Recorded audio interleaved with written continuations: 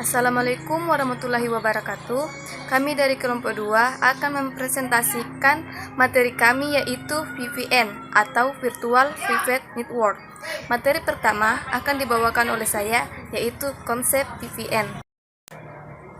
Jadi, VPN atau Virtual Private Network adalah metode yang digunakan untuk menambah keamanan dan privasi ke jaringan pribadi dan publik seperti Wi-Fi, hotspot, dan jaringan internet. Adapun manfaat dari VPN yaitu yang pertama, Anda dapat mengakses komputer atau jaringan kantor dimanapun, kapanpun, selama Anda terhubung ke internet menggunakan VPN. Manfaat yang kedua yaitu melalui VPN Anda dapat berselancar di internet dengan aman sekalipun Anda mengakses internet publik seperti hotspot atau Wi-Fi umum. Manfaat VPN yang ketiga yaitu VPN dapat digunakan sebagai teknologi alternatif untuk menghubungkan jaringan lokal yang lebih luas dengan biaya yang relatif kecil. Manfaat VPN yang keempat yaitu VPN melindungi IP pengguna dengan cara menyembunyikan dan menggantinya dengan IP server VPN. Manfaat VPN yang terakhir yaitu VPN menjadi solusi terbaik untuk menghindari sensor dan geo-restriction seperti saat Anda berada di negara Uzbekistan atau Republik Kongo, di mana mengungkapkan pendapat sangat dilarang, sehingga Anda dapat menggunakan VPN untuk mengganti server ke negara lain seperti Amerika. Bagaimana cara kerja VPN? Ketika kamu menggunakan VPN, perangkat lunak tersebut akan menenkripsi data kamu bahkan sebelum ISP atau Wi-Fi mendeteksinya. Kemudian, data diteruskan ke VPN dan dari VPN server kemudian diteruskan ke destinasi online kamu. Destinasi online berasumsi bahwa data kamu berasal dari VPN server dan lokasinya, dan bukan dari device dan lokasi kamu sebenarnya. Assalamualaikum warahmatullahi wabarakatuh. Baiklah, saya akan membawakan materi tentang dukungan sistem operasi dan alasan penggunaan VPN. Materi pertama itu dukungan sistem operasi. Yang pertama itu Windows 9X dan Windows NT VVTV. Yang kedua itu Windows 2000, L2TV dan VVTV. Yang ketiga itu Linux, IPsec dan SSH atau Secure Shell. Materi kedua yaitu alasan penggunaan VPN. VPN vs dial-up networking.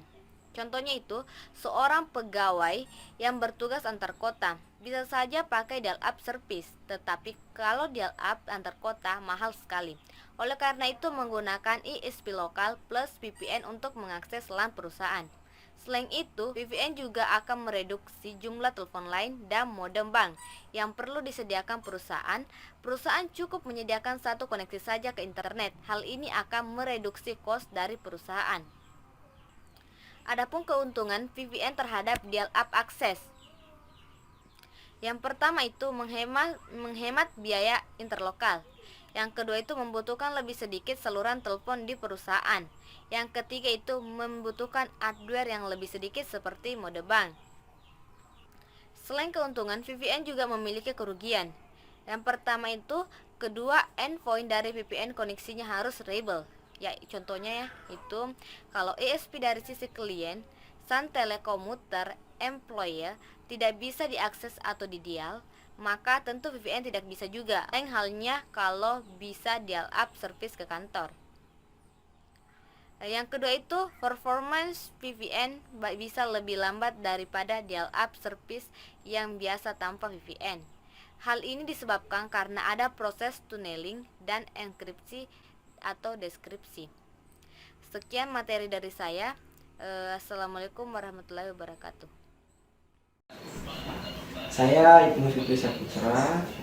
Kali ini saya akan melanjutkan presentasi dari teman kelompok saya, di mana materi yang saya akan bawakan itu skenario VPN dan protokol VPN. Oke, kita mulai dari skenario VPN. Nah, skenario VPN itu terbagi menjadi 3. Yang pertama itu adalah remote access VPN. Yang kedua adalah virtual private extranet dan Yang ketiga itu adalah VPN connection between branch office. Oke, sini saya akan bahas satu-satu. Nah, pertama itu remote access VPN. Nah, di remote access VPN ini VPN server memiliki sebuah server yang bernama dengan remote access server. Jadi ketika user ingin menggunakan VPN langsung mengontak dari remote access server tersebut. Oke, di gambar berikut.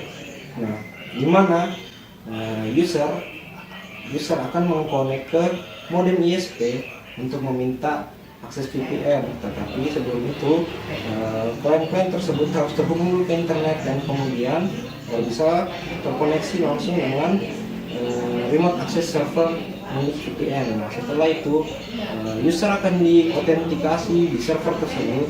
Ketika autentikasinya telah selesai, maka user tersebut memiliki akses untuk melanjutkan ke VPN. Nah, itu untuk penjelasan dari remote access VPN. Nah, selanjutnya yaitu virtual private extranet. Nah, dari namanya saja ada extranet, berarti ekstra. Nah, di sini itu VPN memiliki semacam perlindungan, yaitu namanya adalah dinding api atau biasa disebut dengan firewall. Oke, kita bisa lihat di gambar ini, di mana semua akses melalui internet maupun wireless yang melewati tunnel tersebut harus melewati firewall baru masuk ke klien. Gunanya apa? Gunanya agar klien-klien tersebut memiliki koneksi yang aman. Jadi ketika melewati dari firewall tersebut, ketika akses dari luar, terus melewati dulu filter yang pertama itu namanya firewall.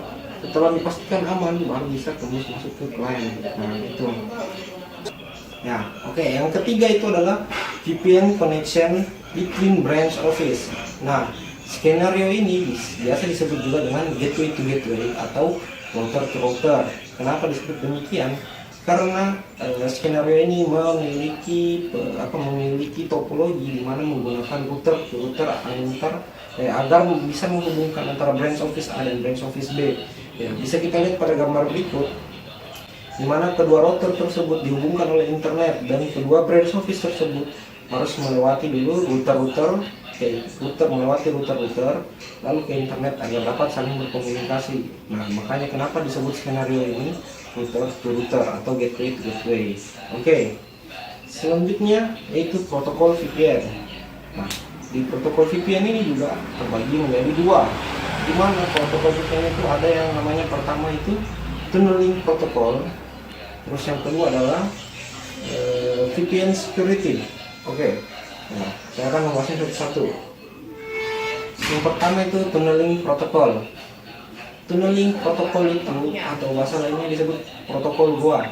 Nah, jadi pada VPN itu ada namanya tunneling. Seperti pada tadi penjelasan skenario yang kedua, kan skenario kedua itu di gambarnya memiliki tunneling. Nah, maksud dari tunneling itu yaitu tunneling itu disebut jalur tersendiri untuk VPN. Jadi internet kan biasanya punya jalur sendiri. Tetapi pada VPN memiliki tunneling atau terowongan tersendiri untuk jalurnya sendiri. Makanya mengapa itu jadi aman, tapi tetap harus difilter oleh firewall. Nah, jadi tunneling ini memiliki juga protokol-protokol di mana itu PPTP, L2F, L2TP, IPsec, dan terakhir itu SSH. PPTP itu point to point tunneling protokol. Nah, protokol ini protokol ini memang untuk tunneling dan namanya saja ada kata tunneling, di mana bertujuan untuk mengamankan jalur terowongan data-data protokol. Tetapi protokol ini adalah protokol tunneling tertua. Nah, selain itu L2F dan L2TP juga merupakan protokol tunneling yang sama cara kerjanya dengan PPTP, di mana kepanjangan dari L2F itu layer to forwarding. Terus yang L2TP itu layer to tunneling protokol. Nah, jadi ketiga layer ini sama, hanya berbeda generasi. Di mana generasi yang paling baru itu L2TP, L2F dan PPTP itu sudah lama. Oke. Terus IPsec, IPsec atau kepanjangannya adalah IP security. Nah, ini adalah protokol tunneling yang bertugas untuk mengenkripsi dan mendekripsi setiap jalur jaringan yang masuk. Jadi jalur bakalan terjamin aman, internet bakalan terjamin aman karena adanya proses enkripsi dan dekripsi data yang keluar maupun masuk. Protokol terakhir yaitu SSH atau biasa disebut dengan Secure Shell. Nah, protokol ini sama dengan protokol IP security, di mana sama-sama bertujuan untuk mengamankan jalur data dengan cara kriptografi atau enkripsi dan dekripsi. Cuman di SSH itu dia lebih menggunakan kriptografi. Kalau di IP security dia lebih cuman ke proses enkripsi dan dekripsinya. Oke, selanjutnya protokol yang kedua yaitu VPN security. Nah, di VPN security ini terdapat 3 jenis protokol. Yang pertama itu authentication, yang kedua authorization, yang ketiga adalah enkripsi atau dekripsi. Nah, yang pertama adalah authentication. Nah, authentication ini adalah protokol di mana VPN akan mengautentikasi setiap user yang merequest VPN, merequest VPN server, merequest ke VPN server. Jadi seperti misalnya pemverifikasian, jadi user akan diverifikasi atau diautentikasi dulu. Nah, lalu ketika selesai diautentikasi maka akan berpindah ke protokol kedua, yaitu protokol authorization atau pemberian akses nama lainnya. Jadi ketika selesai diautentikasi user langsung berpindah ke protokol kedua yang melayani bagian authorization atau memberikan akses. Jadi ketika user mendapatkan akses lalu berpindah lagi ke protokol ketiga, protokol yang melayani proses enkripsi atau dekripsi. Jadi di protokol ini setelah user menerima akses VPN memberikan juga lagi protokol untuk mengenkripsi dan dekripsi setiap data internet yang keluar dan masuk pada user tersebut. Ya, oke. Sekian yang bisa saya presentasikan mengenai materi yang saya bawakan. Mohon maaf bila kurang materi. Ya, kalau kurang berarti itu memang kesalahan dari saya. Oke. Wabillahi taufiq wal hidayah. Wassalamualaikum warahmatullahi wabarakatuh.